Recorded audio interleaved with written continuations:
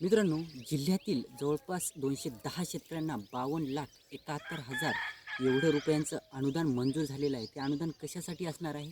त्याचबरोबर शेतकऱ्यांना आजपर्यंत हे अनुदान कशाच्या कारणास्तव हे वितरित झालेलं नव्हतं, अशा अनेक प्रश्नांची उत्तरे आपण आजच्या व्हिडिओमध्ये क्लिअर करण्याचा प्रयत्न करणार आहोत. तर तुम्ही जर चॅनलवर नवीन असाल तर चॅनलला सबस्क्राईब करा आणि जे समोरील बेल आयकॉन बटन आहे ते दाबायला विसरू नका.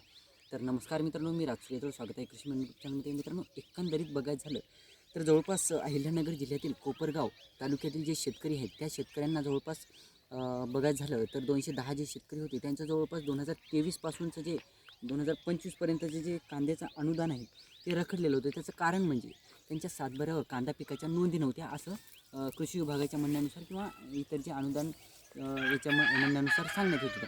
परंतु मित्रांनो, आता काही जणांनी त्यांच्यासाठी आंदोलनं केली, त्याच्यासाठी पुढाकार घेतला आणि पुढाकार घेतल्याच्यानंतर त्यांचं त्यांनी जे पाऊल उचललं होतं त्या पाऊलाला आता यश मिळालेलं आहे आणि जवळपास जिल्ह्यातील किंवा जे 210 शेतकरी होते तर त्या 210 शेतकऱ्यांना जवळपास त्यांचं जे अनुदान आहे कांदा पिकाचं ते अनुदान त्यांच्या खात्यावर आता लागली 10 ते 12 दिवसात त्यांच्या खात्यावर जमा होणार असल्याची माहिती समोर आलेली आहे.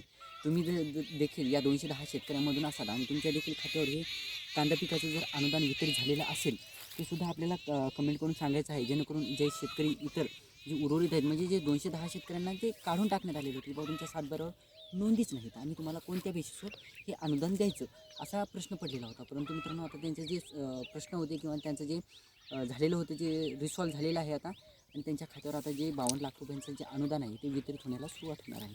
तर ही होती छोटीशी माहिती मित्रांनो. तुम्ही देखील अहिल्यानगर जिल्ह्यातून असाल तर लवकरच तुमच्या खात्यावर हे अनुदान वितरित होणार आहे. व्हिडिओ आवडला असेल तर लाईक करा, चॅनलला सबस्क्राईब करा आणि जास्तीत जास्त ग्रामपर्यंत पोहोचण्याचा प्रयत्न करा. धन्यवाद.